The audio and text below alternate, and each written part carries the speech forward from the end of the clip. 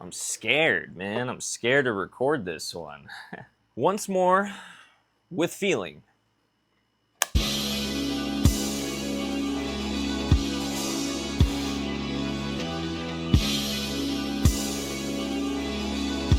If you're a comic book fan of any caliber, then there's a chance that somewhere along your journey you've probably heard, read, or seen the name Frank Miller. Frank Miller. Frank Miller. Frank Miller. Well, Frank Miller. Frank Miller. Frank Miller. Miller got their start in the late 70s as a fill-in writer, hailing from New York's own Hell's Kitchen. They soon found steady work at Marvel as a cover artist and a fill-in author. As a self-taught artist, Miller's style is raw and detailed, and at times a little abstract, with the more exaggerated elements becoming more prevalent over time. But after a chance encounter with Daredevil within the pages of Spectacular Spider-Man, Miller found his muse. When I first showed up in New York, I showed up with a bunch of comics, a bunch of samples of guys in trench coats, old cars and such. And editors at the time said, "Where are the guys in tights?" And I had to learn how to do it. But as soon as a title came along, when Gene Colan left Daredevil, I realized it was my secret to doing crime comics with a superhero in them. And so I lobbied for the title and got it. This iconic run on Daredevil, as well as an equally iconic Chris Claremont-penned miniseries for Wolverine, paved the way for Miller's DC work. Ronin was first. A gritty cyberpunk story about a time-displaced samurai. Then it was Batman Year One and The Dark Knight Returns, which are not only seminal to the character of Batman, but also to the medium of comics as a whole. This is just the tip of the iceberg as Frank Miller continues to write and draw comics to this day, channeling that raw emotion on every page. But before we delve deeper into Frank's later years, there's another name in comics even bigger than Miller. If you've ever set foot on planet Earth, you've probably heard the name Of Superman. Superman. Created by Jerry Siegel and Joe Shuster and rocketed to Earth from a doomed world all the way back in 1938's Action Comics #1, Kal-El, the last son of Krypton, was an instant icon. But I'll stop right there, as Big Blue really needs no introduction. Now, Frank Miller famously wrote Superman in the legendary graphic novel The Dark Knight Returns, a book that I absolutely adore. This is one of the first trades that I ever owned in my comic book collection. I lived in a small town with a less than satisfactory LCS, so one random day in 2014, I begged my mother to drive me nearly an hour away to the nearest Barnes & Noble to pick up this very copy. Thank you, Mom. In the final issue, Batman has a full-on confrontation with the hesitant Man of Steel. Because of its almost stoogish portrayal of Superman with a super clobbering by Batman, most readers take away from this book that Frank Miller does not like Superman. And they're right, because he loves him. That's right, you heard it here first, folks. Frank Miller loves Superman. Frank Miller recently published a new memoir titled Push the Wall: My Life, Writing, Drawing, and the Art of Storytelling. At just under 200 pages, this book is part autobiography, part textbook, with 16 chapters that Frank has labeled lessons, covering the highs and low points of his career, as well as his creative process. I even ordered my copy signed by the man himself. In Chapter 7, The Sword in the Stone, he writes, "At the time, Batman suited my creative vision for a superhero much more than Superman. I grew up reading and idolizing Superman. He was my first favorite superhero."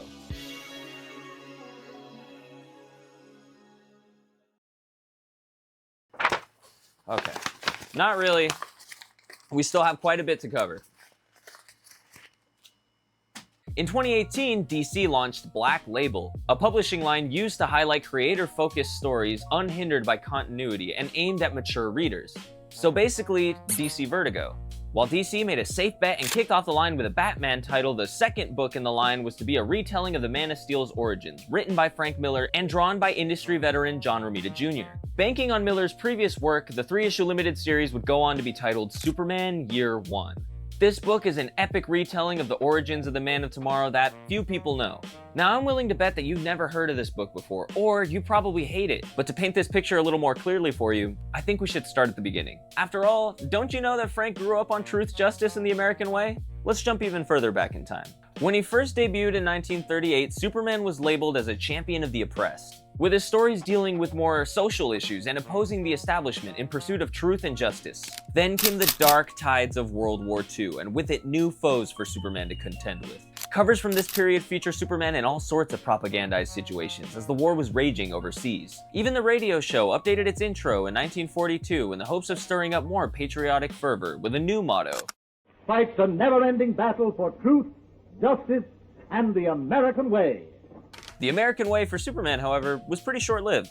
Most of its uses came from things like the intro to the New Adventures of Superman TV series from 1966, a pretty short-lived Superboy series from the 80s, and the iconic Superman the movie, directed by Richard Donner and starring the great Christopher Reeve.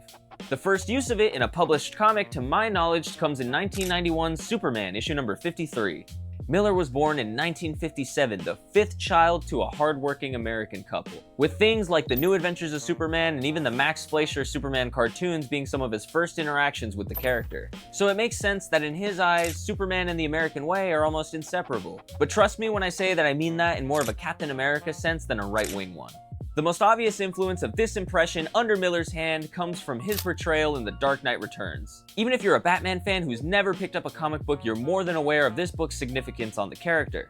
Miller's interpretation of Big Blue in this book is an upholder of the status quo. Introduced in issue 2, working for President Reagan in secret, interfering in affairs on and off American soil, completely unseen by the public. Issue 3 depicts Superman warning Batman of the consequences should he continue his crusade on crime. Bruce says, "May the best man win," a comment that Clark is less than enthusiastic about when his response is cut short by the yanking of his chain. We're then treated to a sequence entirely from Superman's POV as he defends the fictional American territory of Corto Maltese from Soviet attack. Clark laments the sacrifice the heroes made to stifle the envy of those not blessed. Issue 4 features the Man of Steel most prominently. We now go live to a statement from the President of the United States.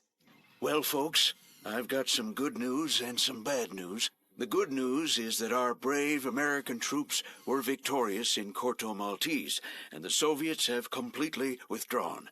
Bad news is, well, looks like those Russians are some mighty sore losers. We learn that due to Superman's efforts in Corto Maltese, the Soviets have begun nuclear retaliation. The missile rushes towards the island at a breakneck pace, and in one panel, Miller describes the burden of Superman perfectly. The missile is redirected but still detonates, trapping Kal-El in the blast. And while Gotham is plunged into darkness due to the missile's electromagnetic pulse, Superman is engulfed in atomic flame. He mourns the land and life of his planet as he scoffs at Bat Chud.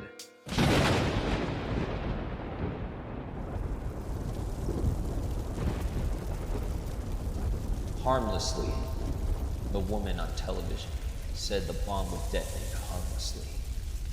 You cannot touch my planet without destroying something precious. Even her deserts are abundant. There were birds here, who she blessed with chest feathers absorbent enough to carry water for miles to their children. Bullfrogs, who slept for years in dried out riverbeds, then dug their way to the surface when the rains came. Now, there's only blackened glass, endless flame, our people, Bruce. You laugh at them. They do this, and you laugh. Superman flies out of the magnetic storm and lands in the heart of the jungle, speaking to his planet as its child. Miller also makes it apparent that Superman fears for his friend and how they both might be hunted. I do believe that this is something important to note. Continuity and other shenanigans leave this idea kinda muddy, but Superman doesn't want to fight Batman. That's his best friend. The story makes this point very apparent. Though Superman is acting as a force of the US government, he is also looking out for his friend. Those friendly warnings are real, and when he tells Bruce to stop, he means it. My favorite showing of this comes after the climactic battle between Batman and Superman. As Bruce succumbs to his planned heart attack, Superman catches and cradles him in his arms as he dies. US soldiers close in on them as Kal shouts, "Don't touch him." In an interview with Nerd Alert from 2017, Miller was asked about the importance of politics in relation to art, comic books, and comic book movies, to which he responded, "Mix it up. Mix it up by all means, of course. It depends on who the writer is and so on. Some people don't care about politics and they aren't going to make it away. Then there's really annoying people like me who want to throw everything in there. And you know me. All the way back to my Dark Knight Returns series when I started it, I thought of a lot of the fun from this was going to be how the world would react to this lunatic running around and fighting crime. And I was able to show parodies of every imaginable political side as they were reacting to a mythic force. So it's kind of like showing how petty we all are when we get our hands on something that's far beyond our understanding. I'm very eager to do the same with Superman. At the time of this book's release, United States politics were in the midst of Reaganism. With crime on the rise, inflation, and an increase in military spending, for most Americans, the dream that they'd been promised was far from their grasp. From 1981 to 1989, President Ronald Reagan had the entire nation in a trance. The Cold War had been raging since the 60s, with fears of total atomic annihilation at an all-time high. Reagan's response was to increase the defense budget and power to that which rivaled the Vietnam War. These events, coupled with that star-spangled image of Superman popularized in wartime magazines, film, and television, and you get the Superman of The Dark Knight Returns. The way Miller introduces this comes best in issue 2 of DKR, where in a conversation between President Reagan and Superman, we see the American flag transition into the S on Superman's chest, as the president asks Superman to threaten his once best friend. But now Batman's dead and Superman knows. So what comes after? Miller would tackle the Man of Steel again almost 15 years later in The Dark Knight Strikes Again, published in 2001. In Strikes Again, Miller highlights Superman's selflessness. Though he may toe the line between Big Blue Boy Scout and government stooge, he actually does this for the last of his people, even referring to Batman as selfish for coming out of hiding. The bottle city of Kandor is under the custody of Luthor and Brainiac, who use it to control Superman and wield him as they see fit. Though Kal-El could stop them at any moment, such an act would trigger instant genocide for the captured Kryptonians. We would learn these Kryptonians' true intentions later on in the 3rd chapter of the Dark Knight trilogy. But we can't talk about The Dark Knight Strikes Again or even its sequel, Dark Knight 3 Master Race, without talking about 9/11. So here to explain it is a very good friend of mine and co-host of the CrashOutComics podcast, Yoo-Hoo Comic Review. The year is 2001. Frank Miller is standing in his apartment in New York City's Hell's Kitchen when one of the worst terrorist attacks on American soil happens in his very own backyard. Almost 3,000 people were killed, and he was there. The visceral feeling of living through a moment of tremendous chaos is something I cannot fathom, but it definitely rewires a person's brain chemistry. In that moment, Frank Miller latched onto a feeling of hatred. It was a deep and nasty emotion that would come to define some of his later works, such as Holy Terror and The Dark Knight 3 Master Race. And that feeling can be defined by one word: Islamophobia. But what is Islamophobia? The simplest definition possible denotes Islamophobia as an extreme anti-Muslim or anti-Islamic sentiment that's often rooted in irrational fear, hostility, or hatred. The word was first defined in a 1997 report published by British think tank the Runnymede Foundation, in a report titled Islamophobia, a Challenge for Us All. The paper was drafted by a multi-ethnic and multi-religious committee who collected evidence and documented in 10 chapters the history of the Muslim presence in Britain and the problems currently faced by Muslim communities. Additionally, the paper studied the role of the media in reinforcing Islamophobia, while also providing examples of how the vulnerability of Muslims to physical violence and harassment is increased when Islamophobic rhetoric becomes more prevalent. The word has since been recognized by the Oxford Dictionary and has been used by a wide array of academic institutions, international organizations, and governmental bodies to describe the systemic instances of oppression faced by Muslim populations. There's a lot of nuance surrounding the definition of the word, but for the purpose of this video, I want to hone in on a very specific framework for the way I'll be using the word Islamophobia. Islamophobia manifests when the media frames Muslim populations in a holistically negative way. In a post-9/11 world, the vast majority of American media centers around showing Islam as an inherently oppressive and violent ideology. In the mid-2000s and early 2010s, it would be very difficult to find a Hollywood film in which a Muslim person was not being shown as a terrorist. And when you look at the data, there's a unsurprising connection between the negative portrayal of Muslims in films and the rise of anti-Muslim violence in the United States. In short, if Muslims are shown to be nothing but savage terrorists in the media, those messages have the ability to materialize into real-world instances of violence. And the sad reality is that a book like The Dark Knight 3 Master Race contributed towards Islamophobic rhetoric during that time. In The Dark Knight 3, the leader of the remaining Kandorians, Quar, is a religious zealot led by fundamentalist ideas. He wears a long robe that looks similar to what those in Afghanistan would wear, and he touts a harem of wives, all of whom appear to be wearing hijabs. This is a common trope used in the Western media to frame frame Muslim men as authoritarian and oppressive people. You've probably heard the idea that Muslim men are promised 72 virgins in paradise, but this is a myth. Nowhere in the Quran does it say that Muslims get 72 virgins for killing themselves, but yet this idea has permeated into the cultural consciousness because of bad faith interpretations of Muslims in Western media. And Frank Miller's use of a religious leader who's by all means reborn and now surrounded by hijabi wives feels deeply emblematic of this false claim. In The Dark Knight 3, you'll often see the Kandorians congregating in the desert, surrounded by a vast expanse of sand, reminiscent of how the West commonly portrays Arab and Muslim countries. Pair that with their clothing, their values, and their anti-Western genocidal mission of religious fundamentalism, and it's not hard to read these characters as a clear analog for Frank Miller's internalized interpretation of Muslim terrorists. If you're familiar with Frank Miller, you'll know this isn't the first time he's done this either. In 2011, he released a book called Holy Terror, which was a story about a vigilante who goes on a violent mission to kill as many Muslim terrorists as possible. It is deeply Islamophobic in how it showcases Muslims as nothing more than violent savages. And reading this book, it doesn't feel like Frank Miller hates Muslim terrorists, it feels like Frank Miller hates Muslims. I understand Frank Miller has been through a lot. Witnessing the carnage of 9/11 is bound to fundamentally alter the way a person views the world. I also know that Frank Miller has shown remorse for this, which is something Chris will touch on later in this video, but the reality is when you look at the data, you look at the definitions, and you look at the art in the pages of this book, it is impossible to not interpret Miller's story as Islamophobic. Back to you, Chris.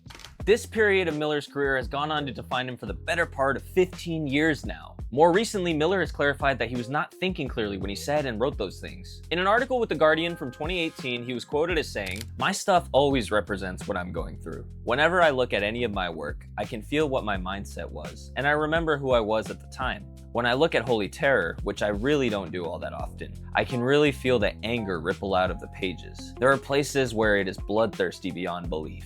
But what most people also don't know is that at this time, Miller was deep within the throes of heavy alcoholism. In 2021, the documentary Frank Miller: American Genius was released in an extremely limited theatrical run.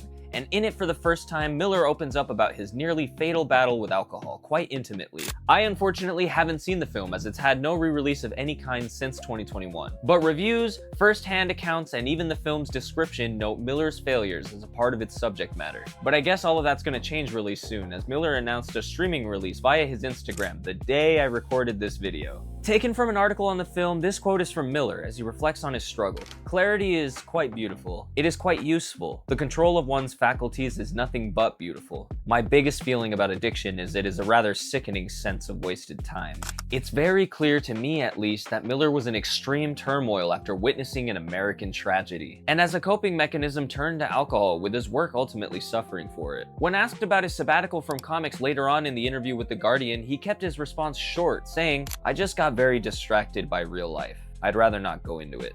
Push the Wall has some very insightful looks into Miller's feelings on this time, with some of his most intimate recollections coming from chapter 10, titled Swimming Pools and Movie Stars. The author reflects, "What matters is that Holy Terror failed. It didn't persuade or seduce. It ranted, it railed, snarled, and bellowed, and the audience charged the exits."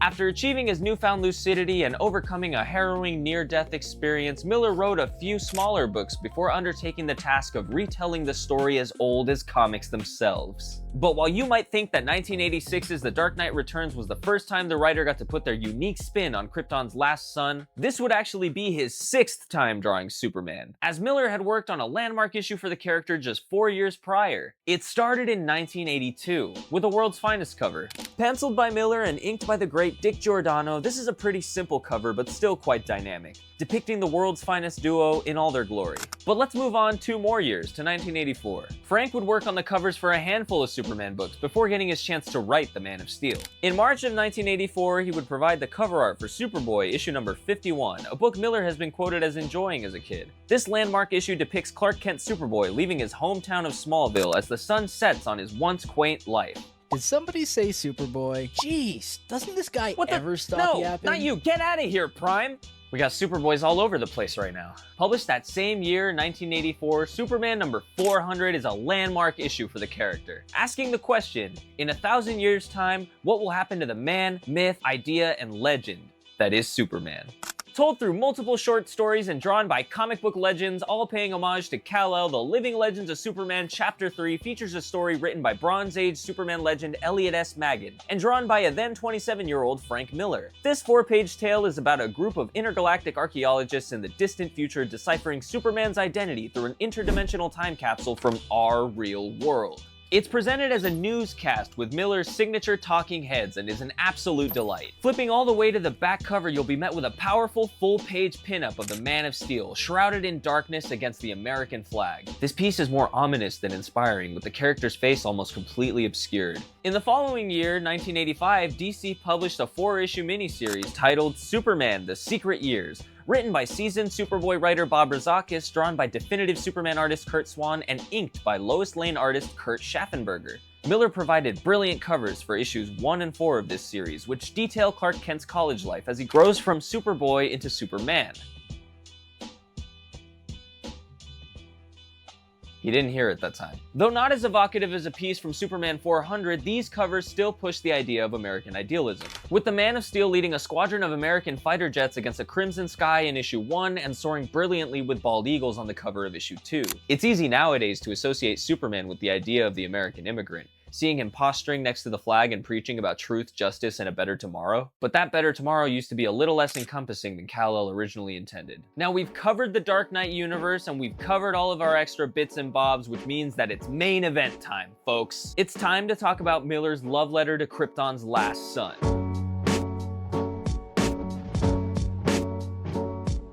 I mentioned before that Superman Year 1 was the second launch title in DC's Black Label. The line was started in 2018 after the dissolution of their previous Vertigo line, with one goal in mind: to publish unique creator-focused stories about the DC universe aimed at mature readers with no limits on continuity, in the spirit of books like All-Star Superman, Watchmen, and DC's New Frontier, all books that subsequently got the Black Label put on them. I felt that this choice to stamp the old books was a bit strange. There are even Vertigo books that were reprinted as Black Label books. Couple that with the recent return of DC Vertigo, and it leaves Black Label in a bit of a weird state. But back then, Frank Miller retelling the myth of Superman was the stuff of legend, with this series making its debut on shelves in June of 2019. A month earlier, Miller was asked if he was excited about this project, to which he only had a 1-sentence response: "I've been waiting to do this one since I was a very little boy."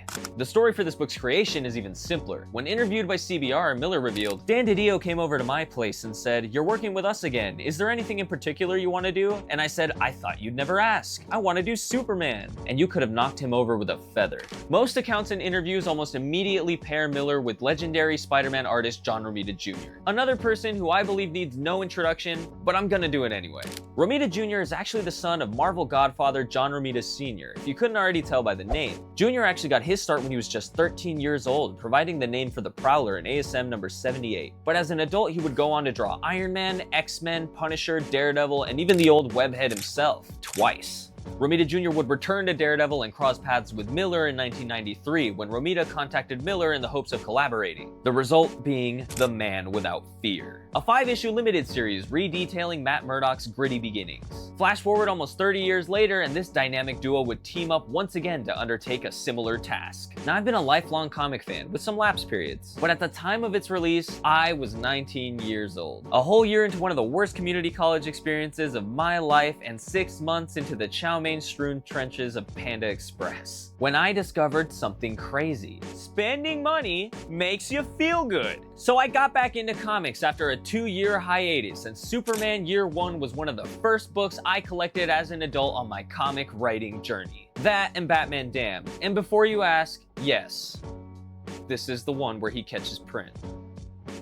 The story comprises 3 oversized issues, but they're not just oversized in page count featuring no ads whatsoever, but as you can very clearly tell, they're huge. A hallmark of most Black Label titles. This large-scale format makes this book a treat to read physically, especially in the deluxe edition. The 3 issues all feature gorgeous covers by Romita, with variants by Miller. Both artists have faced heavy criticism in their day, with the former getting a cover pulled due to vicious fan outrage. But I personally love both of their respective styles. Romita's at the top of their game here, with incredible figure work showcasing the power of the Man of Steel in their pencils, taking advantage of that large-scale format. Danny Mickey's inks married with Alex Sinclair's color colors help wrap everything together, giving the scenes a warmth almost like real life, and a glow that's at times breathtaking. And even though his artwork isn't featured on the interiors, Miller's artwork is raw, proud, and in some instances vulnerable. Now let's talk about the book. Our story is told in 3 parts as we chronicle Kal-El's journey to becoming Superman in Miller's non-stop style. The first is Smallville.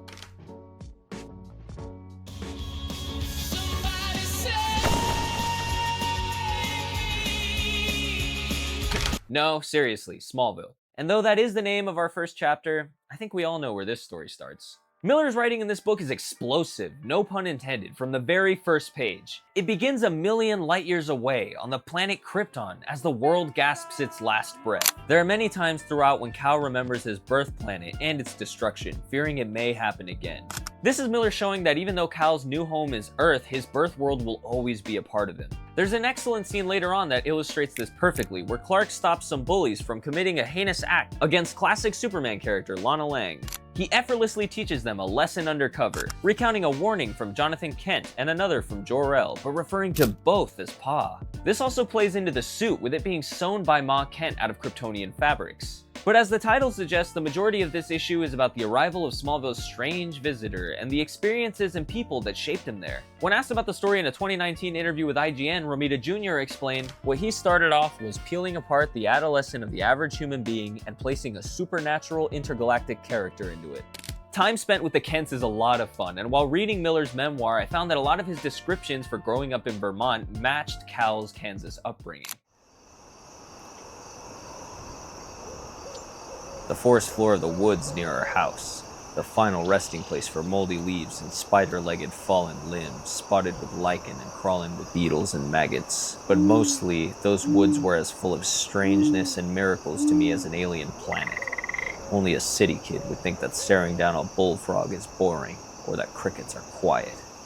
There's also a plethora of different scenes featuring the Kents raising their baby and imparting the wisdom that guides the future Man of Steel. Martha is very protective of her adoptive son from the moment he steps out of the rocket, afraid of what someone might do to her child should he venture out into the world. But more than that, she worries what Clark might do to others.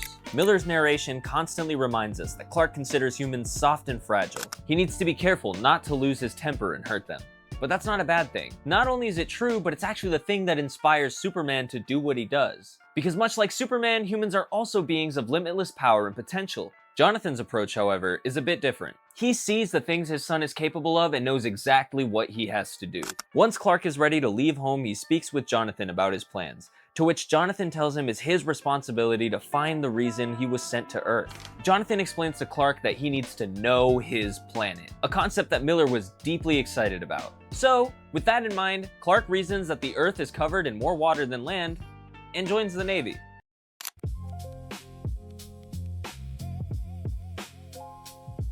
Part 2 is Atlantis. Yeah, if you thought Miller's Superman was a cop, this unfortunately isn't gonna change your mind, but hang in there, because I just might. The decision to make Superman a cog in the military-industrial complex was divisive at the time, and depending on who you ask, it still is. Though it's nothing new. We've seen Kal-El play Army Man a few different times in the past, but the effect that Miller uses it to here is a bit different. Miller actually defended this decision, saying, "It was actually a suggestion from a friend of mine. She came up with it, and I resisted it absolutely.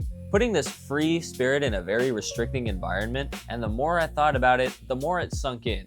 Miller's Superman is at his core 3 things. A protector of the innocent, fearlessly standing up to the bullies at hand. He's also a free spirit, as Miller put it previously. There's not much that bothers him besides bullies. You also see Miller's Superman get punished a lot, whether that be in school or during his time in the Navy. That's because Miller's Superman is also a rule breaker.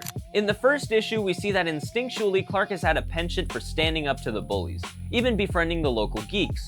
As the bullies begin to escalate their attacks on Clark's friends, we see him take action with a physical beating. Being made of steel deals a bigger wallop, landing him in trouble. Whether it's telling his friends how to fend off the bad guys, or helping someone from embarrassing themselves, or even taking a little bit of physical punishment, Clark takes it on the chin because he knows he can. The physical punishment comes after he joins the Navy, but to call it punishment is a bit of an exaggeration. While on the surface it may seem like Super Army Man is just another bit of propaganda, it's actually a little bit deeper than that. Miller uses this opportunity to show the inspiration that Clark can be. The training a Navy SEAL undergoes can be grueling, but to the last son of Krypton, it's a walk in the park. There are plenty of scenes showing him effortlessly outpacing his fellow soldiers in every field. Clark is so proficient he's selected by one of his superiors, Kurtzberg, for a top secret mission. This scene is intense as Clark gets a taste of stopping the bad guys for the first time. The killing makes him sick to his stomach. As the Navy SEALs confront the pirates aboard the freighter, one of them pulls the pin on a grenade. Clark instinctively puts his hand around it, making sure to let the pirate see in one of the most heart-pounding scenes I've ever read in a comic book. He turns around and shrugs off the whole thing, claiming must have been a dud. This moment, along with his refusal to kill, gets Clark honorably discharged. I felt like the buildup of Superman as a soldier only to be kicked out felt like Miller saying that even though his idea of Superman is still tied to America and its imperial nature, the Man of Steel has no place in it. When he turns in for the night packing his things, he's approached by his fellow soldiers. The scene almost feels like a hazing for a second, straight out of Full Metal Jacket. But the SEALs don't threaten Clark, they salute him, giving their respect. This felt like Miller paying homage to one of the original ideas that inspired the character, which is to lead with action, and others will follow. And with his honorable discharge from the Navy, where does Superman go after this? Well, this is where the actual legend starts to form. In his time in the Navy, Clark learns of otherworldly beings like him just beneath the ocean's surface. And when he hears their siren song, he can't help himself, naturally drawn to them due to his otherworldliness. In his first encounter with the mermaids, he meets another classic Superman love interest, Lori Lemaris, princess of the lost city of Atlantis. As she shows him her city in ruins, Clark helps them rebuild their underwater paradise, and as he does, the legend of Superman begins. After his discharge, Clark heads back underwater to claim Lori as his bride, and he's sure to wear his best suit. Clark then enters the kingdom of Atlantis to face Poseidonis. In clashing with these age-old myths of Earth, he cements himself as a new one, Superman. As the dust settles after the battle, Superman notes that he could stay here forever, and it would indeed be a happy ending, as he feels more at home with the Atlanteans than Earthlings at times. I said Miller's Superman is 3 things, but I lied. He's actually 4. He's also a strange visitor, different than us in almost every way and yearning for a world lost to the sands of time. These underwater scenes are some of the most beautifully depicted in the book. Romita's Atlantis is bright and colorful, like its surrounding ocean, with shadowy depths nearing its borders. But the action is the true highlight. Explosive and kinetic, with tremendous force held in every pencil stroke. But the main event is the Kraken. Less squid and more Godzilla-like, this beast is huge and detailed, with Romita using the large format to maximum effect here. And though it may seem like Superman has found his people, saved the princess, and defeated the Kraken, this isn't the end of the story, as Superman still has one more place to go.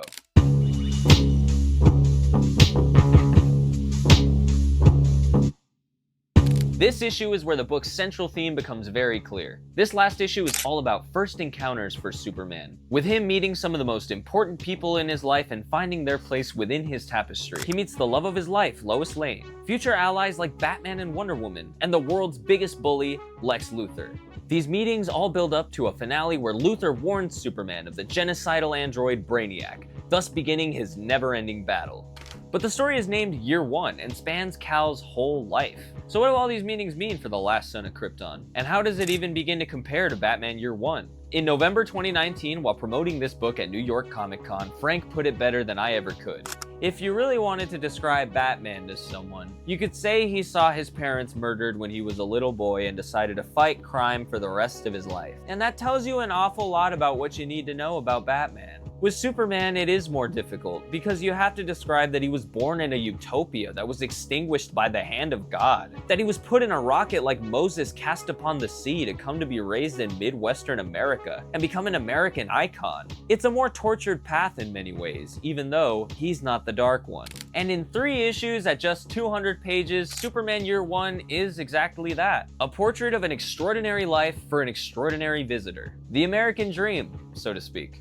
With all the interactions, experiences, trials, and tribulations culminating in everyone's favorite champion of the oppressed. And while I did love this book, it's not perfect, especially in its 3rd issue, which is unfortunately a little rushed in its pacing. But it doesn't fall flat in my opinion. The ending of this book is a gorgeous splash page with Miller's narration describing that the adventures will go on, but the life of the Man of Steel might be too large for one story to pin him down, much like the author. But Miller did something that I didn't notice in my many rereads of this book. In issue 3, during a skirmish with the Caped Crusaders, Superman notes that he's getting stronger every day. In conjunction with Miller's ending, I see this almost as a meta-statement, with Miller implying that it's not Superman himself, but that original idea of the character that grows stronger with every tale. A very heartwarming sentiment. At the end of Miller's autobiography, I found that there was a section with some recommended viewing and reading from the author. Amongst the names of comic authors and titles, it varied from specific books to an author's complete works, but at the very end, with no extra credits, after meticulous detail for every other author, it simply listed Jerry Siegel and Joe Shuster.